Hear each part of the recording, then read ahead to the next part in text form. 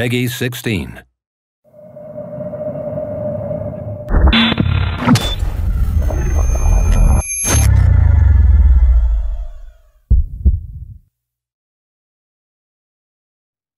Don't forget who you are and where you come from. F. Scott Fitzgerald. Despite the best efforts of the nameless hero in previous installments, the world in Risen 3 Titan Lords is still on the brink of disaster. This time, however, a new hero has to step up, and he's got a very personal score to settle with the Titan Lords. You see, their relentless war has not only laid waste to most of the world and unleashed the dead from the depths of the planet, they've also stolen his soul. Our new hero will face a greater yet familiar threat in an adventure that Piranha Bytes have declared is going back to its roots, taking favorite elements from Risen 1 and the original Gothic series. But what does that mean exactly? The handcrafted world. A key trait of Piranha Bytes games is the believable and authentic game worlds that they craft. This handcrafted world is one shaped by narrative. Nothing is there by chance, nothing is placed at random, and nothing is generated. Everything has its own look and purpose, and the larger world, crafted for Risen 3 Titan Lords, is no exception. This time around, the world of Risen 3 gives the hero the opportunity to explore a darker tone, as seen in areas such as Calidor, home of the legendary demon hunters, and Taranis, home of the mages and their protectors, the Guardians. Both of these areas may trigger memories of environments found in Risen 1, and they also offer a distinctly Gothic vibe. Heroes will discover quests and characters as they make their way through this diverse world. From quaint medieval-style towns and deep dark mines to the supernatural shadow world, there is a wealth of possibilities waiting to be explored, and for fans of the Piranha Bytes heritage, there may even be some familiar elements and indeed faces along the way. Ha! Mages. We should never have banished them. We should have killed them. Exploration. There's much to discover, and heroes are freer than ever to explore, whether it's treasure hunting in ancient ruins, roaming through forests or abandoned mines, and, for the first time ever in the Risen series, swimming off to uncharted areas, both with and without the aid of a map. No matter where one goes, as you'd expect, it's no walk in the park. Deadly creatures are lurking behind every corner. And the world itself isn't much friendlier than the local fauna. The world contains many dangerous areas loaded with precarious paths, booby traps, dead ends, and of course puzzles. But in Risen 3, as ever, fortune favors the brave, and more often than not, exploration reaps rewards, be it gold, peculiar quests, legendary items, or even secret passages. Attitude. At the end of a hard day's adventuring, our weary hero also can't always expect to kick back and relax peacefully with pals at the local tavern. But hey, that's Risen for you. Not everybody wants to be your best friend from the start, and those that do probably can't be trusted. Respect has to be earned, or even taken. Go fuck yourself. You are just cruising for a bruising. Come here, shrimp. And it simply wouldn't be Risen if the hero was able to dominate every fight right from the start. Similar to former Risen games or the legendary Gothic series, our hero has to pick his battles carefully. Sometimes there's no shame in retreat, so long as you can come back later with a bigger sword and the experience to wield it. Combat. However, hot-blooded heroes may meet a swift demise if they're not careful. The true hero is mindful of his opponents in combat and uses his full repertoire of skills. Fast attacks keep opponents on their toes, but they don't do excessive damage. Heavy attacks, on the other hand, do a lot of damage, but they also expose the hero's defenses. The key is to observe and find the best time to block, evade, counterattack, or even change tactics. Our hero has more combat options than ever before, allowing him to switch strategies seamlessly.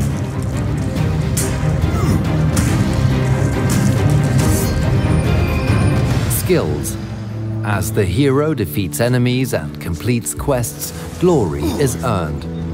This glory can be spent on making the hero better in various ways by improving his attributes in the areas of melee and ranged combat, cunningness, influence, toughness, dexterity, magic and spirit, and by unlocking new skills and abilities. This time around, our hero has more freedom to forge his style by choosing what he wants to focus on upgrading. But how does one acquire such skills? Teach me something. What would you like to know? A staple of Piranha Bytes games are the skill trainers, who will help our hero reach new heights of greatness, and, of course, they're returning in force to Risen 3 Titan Lords. These NPCs will teach our hero perks which can unlock new abilities, if the hero possesses enough gold to make it worth their while, of course, and some will even offer to train unique skills only when the hero is officially part of their faction. So choose wisely, hero. Can I learn something from you? You're not a guardian, therefore I am not permitted to teach you any of our skills. But I think I could teach you a thing or two about fighting. Return of 3 factions. Speaking of factions, this time we're returning to the classic Risen 1-like setup of 3 competing factions in the world, to which the hero can prove his mettle. Each offering unique quests, abilities, spells, weapons, items, and tiered armors, depending on his level of worth and dedication to the faction of choice. The hero can choose to dip his toes into the guild, getting only what he needs to progress and no more, or fully immerse himself in their ways, being granted their progressively better equipment as a result. Those who prefer heavier plate armors to cloth and lighter armors will have a lot to look forward to this time. The 3 joinable factions aren't the only players in the world, however, and our hero will have to be mindful of other key players in the world who have their own agendas and allegiances. Return of crystal magic. Followers of the Way of Magic from Risen 1 will also feel right at home. The art of crystal magic has not been lost, it's simply been hiding and has risen once more in response to the terrible events unfolding. Heroes can open a fight with a lightning spell from distance, throw enemies down in close combat by means of a shockwave, and seamlessly finish them off with a sword. The dynamic interplay between spells and steel adds new depth to combat. Hundreds of quests. Nodu is good GNU, works a lot. Ask him if he need help anyway. Alas, even the best sword just doesn't cut it when one lacks the opportunity to actually use it. Luckily, there are more than enough reasons to draw steel. The world of Risen 3 is populated by many different non-player characters, just dying to send the hero on literally hundreds of quests. These range from rather simple tasks to epic hero work. Clever heroes will often see that there's more than one way to bring a quest to its conclusion. Sometimes they may even be able to accomplish a quest without having been told about it in the first place. But they should be mindful of the consequences. If a few crystals make their way into your pockets from time to time, I'll turn a blind eye. I've been waiting too long for a bag of crystals to be delivered from the camp's mine. I'm not counting on Geralt bringing them anymore. Geralt said I could steal a few crystals in the mine. What? I'll tell Magnus about this, and there will be consequences for Geralt. You squealed on me to Frink. So? So? I'll remember that, you hear? Sure. Crafting. Adventuring is a serious business, and our hero would be foolish to set out with nothing less than the best equipment and items. Crafting returns to allow our hero to take fate into his own hands by letting him brew his own potions, forge his own weapons, craft spells, stat-boosting jewelry, enchantments, and more. Thrifty heroes keen on crafting will know to keep their eyes open for the raw materials in the world, be it from plant life, mining ore, or liberating claws and teeth from hunted creatures. The living world. The brave hero sometimes earns a bit of downtime, and on occasion he can sit back and watch the inhabitants of the world go about their daily business, be it going to work and returning home, training for the troubles ahead, or simply spending their hard-earned cash in the taverns. Ah, customers! The dynamic day and night cycle is also perfect for kleptomaniacs.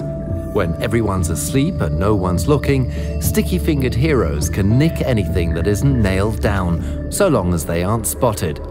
But they needn't worry about overloading their pockets. There's no such thing as over-encumbrance here. Risen 3 is made for players looking for a classic RPG experience, for players that harken back to the days and nights when games refused to hold their hand and left their path and destiny up to them. It's a game driven by these fans and built around their feedback. Thank you for joining us today.